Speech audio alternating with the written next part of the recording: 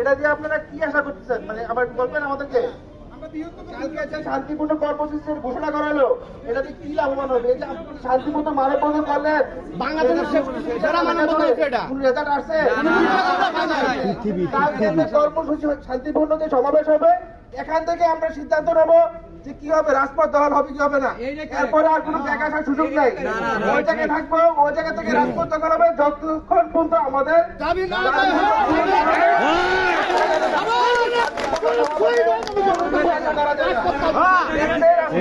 রাজপথ দখল হবে।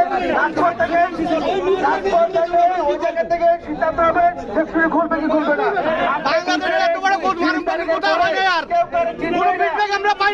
ওই জায়গা থেকে ডিসিশন হবে যে 1 তারিখ থেকে 1 ফেব্রুয়ারি থেকে ফ্যাক্টরি সব খোলা থাকবে, তখন শুধু রাজপথ ছাড়বে। তাছাড়া কোনো কিছু আসবে এখানে শান্তিপূর্ণ সমাবেশের কোনো কিছু আশা করা যায় না। আমরা করতে যাবো না। একটা